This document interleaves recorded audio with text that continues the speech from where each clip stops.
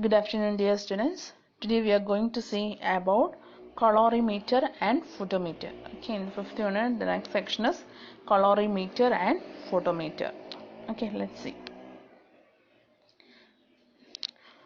Okay, so just for identifying the abnormalities in human body, we need the chemical test. I think you all know about it. Okay, for identifying the abnormalities in the human body, we need some chemical tests. The blood contains various substances dissolved in it. The blood serum is a complex fluid which contains more substances dissolved in it.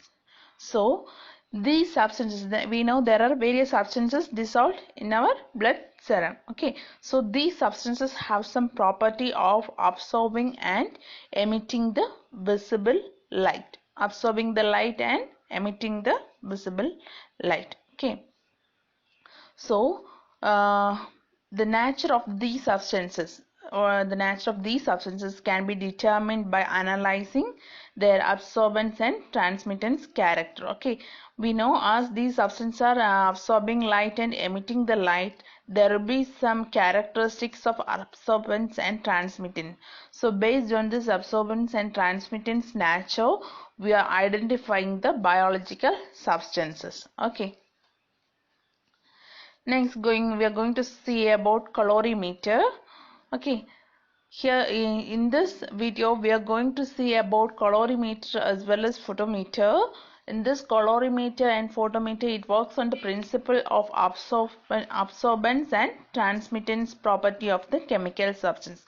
That is, it will absorb light and emit light. So based on that property, we are going to see about this colorimeter and photometer. So the main principle of this colorimeter is absorbance and transmittance property of the chemical substances. So this is the diagram which showing the colorimeter. Just an example, okay, how it works. So the method of calculating the absorbance and transmittance can be explained using this diagram. So here there is two concentration. A solution of concentration C is placed in a cuvette with a length of light path L. Okay, here this concentration length is L, both the concentration is length, and the light ray of particular, this is the light, it is passed through a filter, then to the lens, then to the cuvette 1 and cuvette 2. Okay, then to the cuvette 1 and cuvette 2. So here the transmittance, we are finding the transmittance as well as absorbance. Okay, so this transmittance is here I naught. Here it is I naught, that is the initial intensity. I1 is the lower intensity. Okay, I1 and I2 are the initial and lower intensity. I2 is the final intensity. Okay, so the light ray of a particular wavelength is passed through the filter F. So we get the transmittance T is equal to I1 by here. So the transmittance here is equal to T is equal to I1 by I0 into 100%. Okay, T is equal to I1 by I0 into 100%. I0, what is I0? It is the initial intensity and I1 is the lower intensity. So the light here, the first light is entering into the cuvette. That intensity is represented as I0 and leaving the first concentration. Okay, or leaving the first cuvette. That intensity is known as I1, and here it is I2. That is, the light ray is leaving the second cuvette, and that intensity is called as I2. So here the absorbance is given by A is equal to minus log I1 by I0. That is the absorbance. The first cuvette, we are finding the transmittance as well as absorbance. So the transmittance is given by T is equal to I1 by I0 into 100%, and the absorbance is given by minus log I1 by I0. Okay.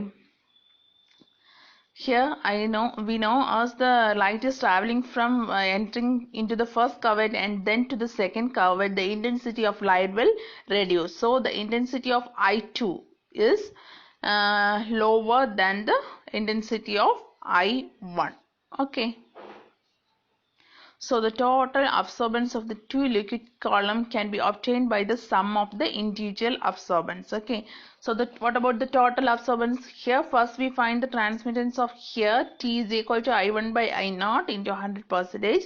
Then the absorbance A is equal to minus log I1 by I0. So what about the total absorbance? It is the sum of the absorbance from the first cavity as well as the absorbance from the second cavity. Okay.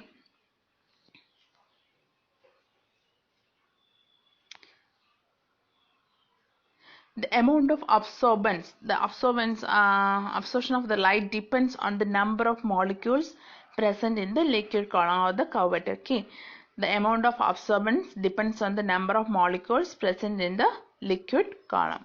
By Beer's law, absorbance can be measured as A is equal to, that is the absorbance of this light by the substance is represented as A is equal to small a C into L. A is the absorptivity, C is the concentration of absorbing substance in the cavity, L is the light path length of the cavity. So the absorptivity can be obtained by measuring the absorption of a liquid with non-concentration. So the concentration of the unknown solution is determined by Cu is equal to C into Au by A. Okay, A is the absorption of standard solution, Au is the absorption of the unknown solution, C is the concentration of standard solution. Okay. So the concentration of the unknown solution is determined by using the equation Cu is equal to C into Au by A. This is about the colorimeter. Next we are going to see about the filter photometer. Okay, or photometer. This colorimeter is also known as filter photometer, which is used to measure the transmittance and absorptions of the solution. As I know, the main principle of this is measuring the transmittance as well as the absorption of the substances or particle present in the blood serum. So this colorimeter is otherwise known as filter photometer. It is also used for measuring the transmittance and absorption of the solution. So the arrangement of this is shown in this figure. So the lamp, this is the lamp arranged. It will emit the light of different wavelength and it passes to the filter F, which allows only suitable range of wavelength. Okay, this filter is mainly used to allow the particular range of wavelength through it. Okay, from the light. From the beam from the filter is converted into parallel beams by an optical arrangement. Okay, this the okay the beams from the light beams from this filter is converted into parallel beams by an optical arrangement. So the light falls onto two photoelectric cells. The light falls onto two photoelectric cells.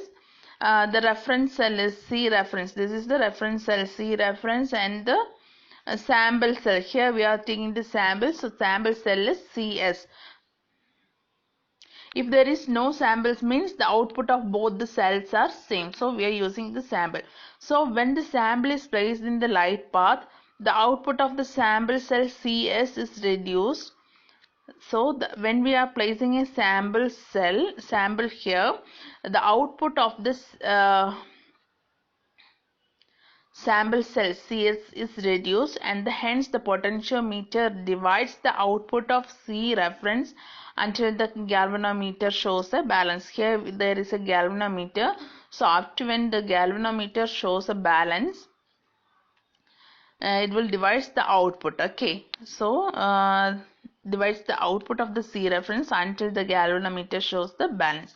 So the potentiometer can be calibrated in transmitter or absorbance unit. This is how we are measuring the filter photometer, that is Initially the light is passed through a filter. There it will allows a particular wavelength of light, and it will pass through the two sources C and reference cell as well as the sample cell. In the sample cell, the output of the sample cell is reduced, so the potential, and hence the potentiometers divide the output of C reference until the galvanometer shows a balance. Then the potentiometer can be calibrated in transmittance or absorbance unit. This is about filter photometer. Hope you all understand about the colorimeter and filter photometer, right? Thank you. If you have any doubt, you can comment. Okay.